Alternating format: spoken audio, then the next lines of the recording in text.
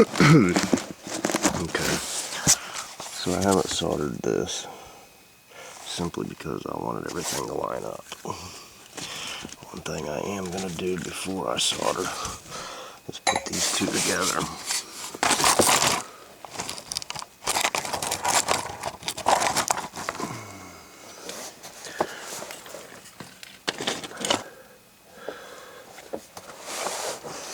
I didn't have any liquid pipe dope with me down the truck, so I just put some Teflon on here.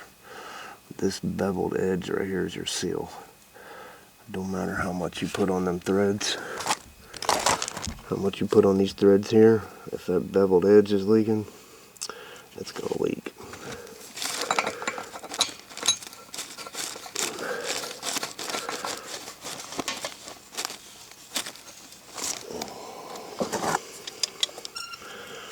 So I'm going to get that roughly where it needs to be at.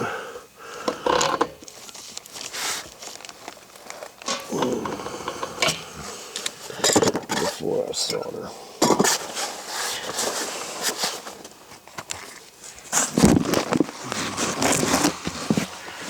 Over here.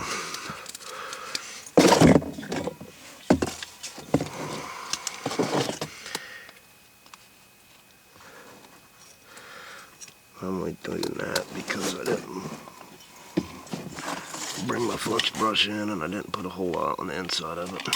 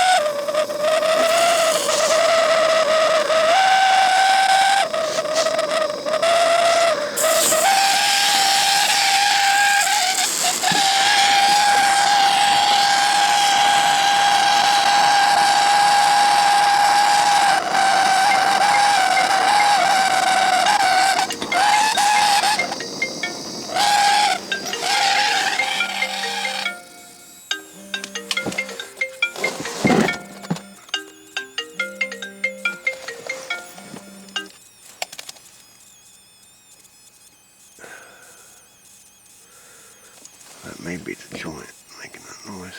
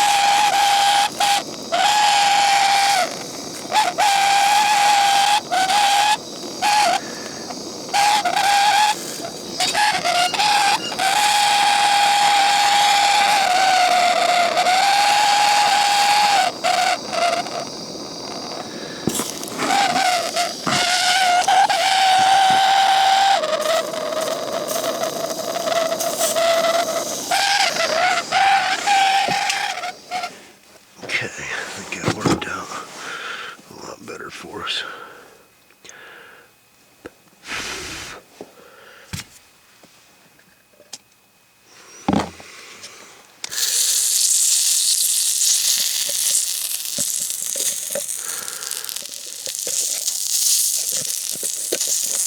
If it was cleaner and had more flux on it, it may not have acted as bad as it did. Because that was a crappy solder joint. Okay, let's cool it down by opening this up and letting some water come back in there.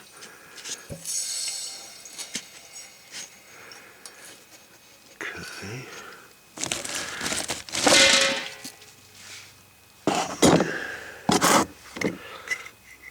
Now I'm going to go ahead and tighten the union back up.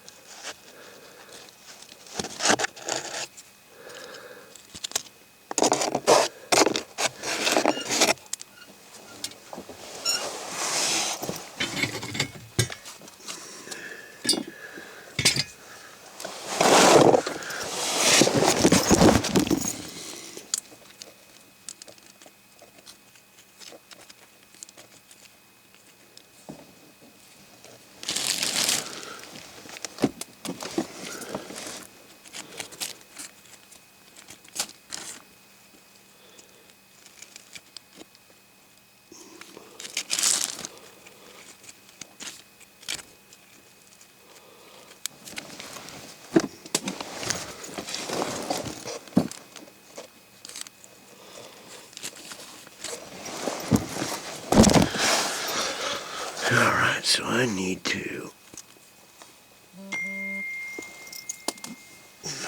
put on my gauge or my pressure switch. I don't see where it's at it.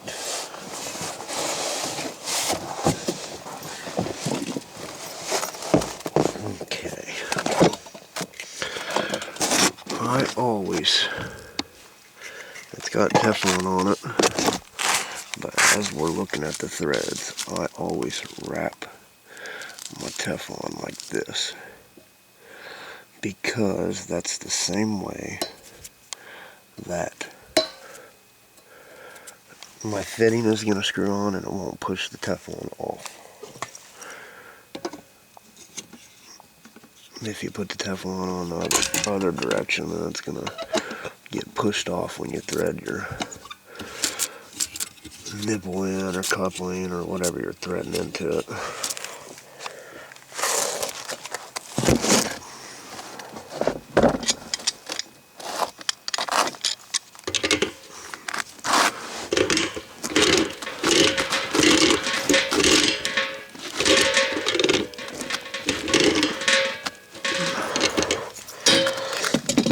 This is a 40-60 switch, meaning the pump will kick off at 60 pounds and it will kick on at 40 pounds.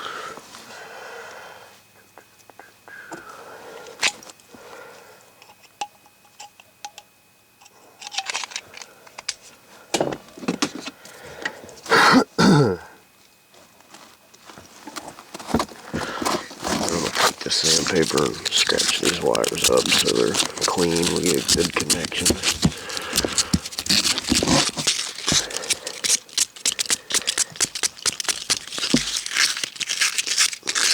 If they're too bad, sometimes I'll just cut them off and recreate them. Re-loop them and all that.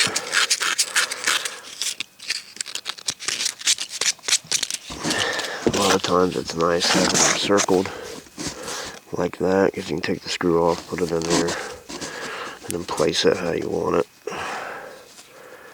I'm going to go ahead and get them bent so that they're ready to go into place.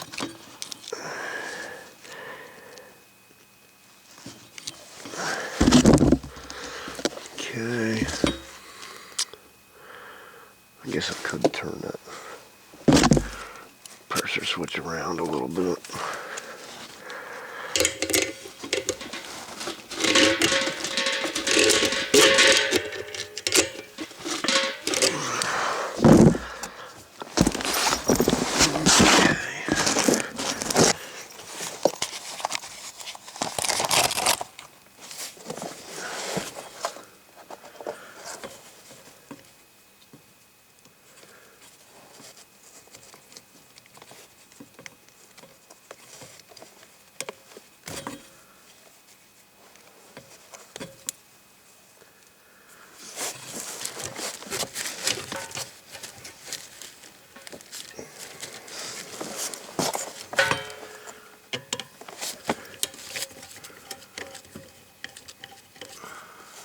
Put the wire that has no insulation on it as your ground.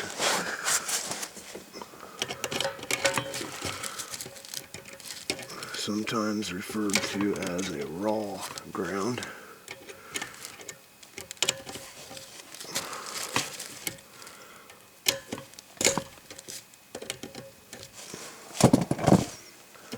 I put it on first, just because it's the hardest to mess with.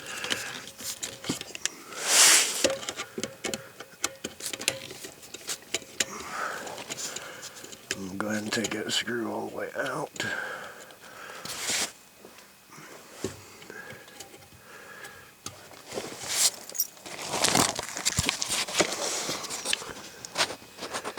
Put it into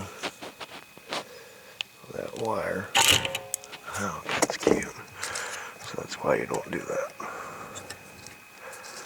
I'll go ahead and line it up. Let's see if I can find where that screw went. There it is.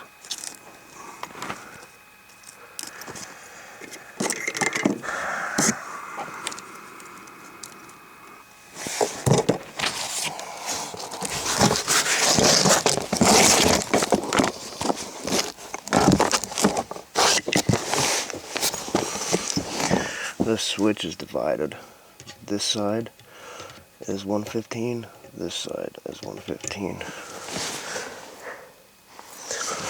So this one, I believe, is the one that goes to the pump. So I'm going to put one of its wires on that side, and then its other wire I'm going to put on the other side. If you're not sure whether you got a 115 or 220, sometimes they refer to it as 240 pump, then just color code your wires. You know, match them up based on their color.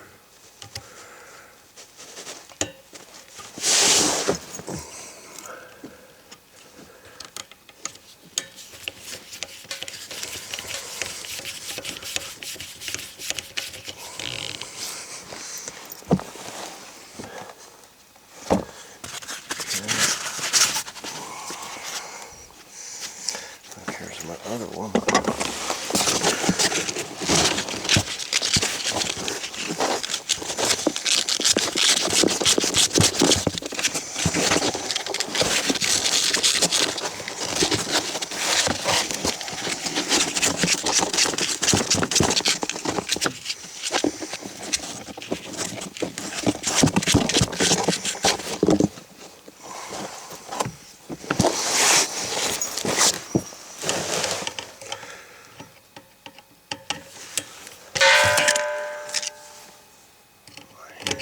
Hands are going numb.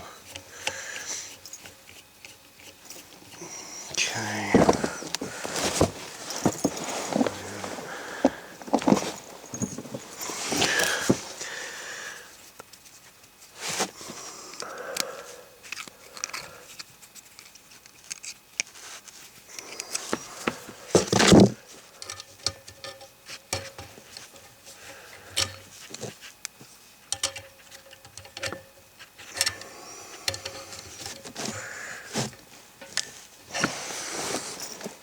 There's supposed to be clamps here that hold that wire in place.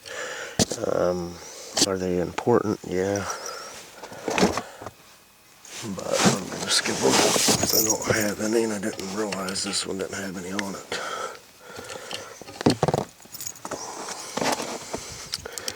One thing I try to do with my wires is whichever way I'm going to be tightening the nut down is the way I'll make it loop. Because if you try to do it the other way, the nut will push the wire out.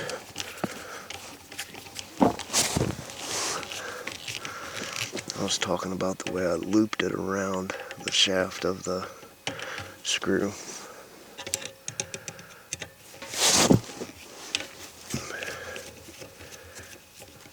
So if you have a 115 pump, I've got white on this side. I'm going to jump the white one on this side. If you've got a 240, 220, 230, whatever you want to call it, but it's a double breaker, and that means you've got a 240 pump, and it don't matter if you color code these wires or not. Each side of the switch is one lead of power. 115, 120, 110, whatever you want to call it.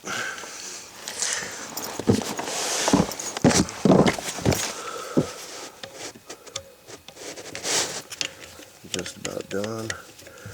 And this will be pretty much all there is to installing a pressure switch.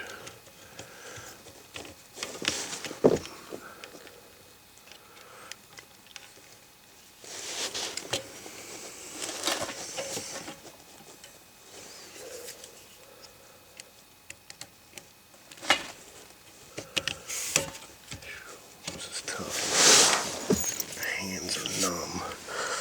Bad carpal tunnel.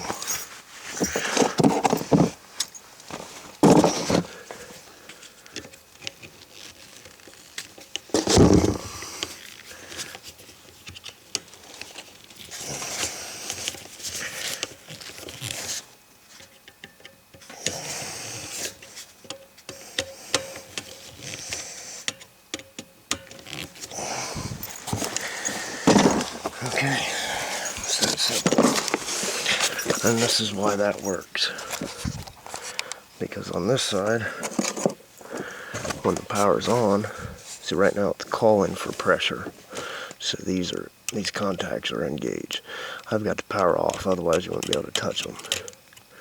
When it's not calling for water or pressure, they'll be on that side. And see how this one goes through there and jumps the power? It does that on each side. But again, right now they're engaged because it's calling for pressure. Because we don't have any in the system, we don't have it hooked up all the way.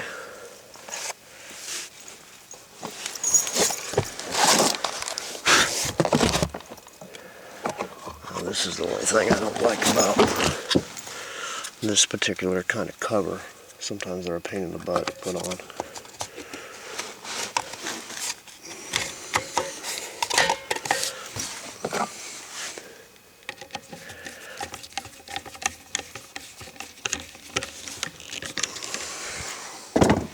Okay, now we can put our gauge on because everything else is practically done.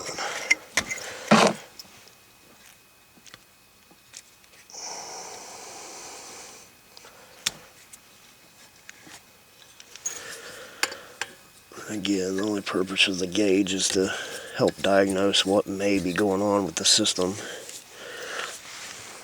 in the future if something should happen.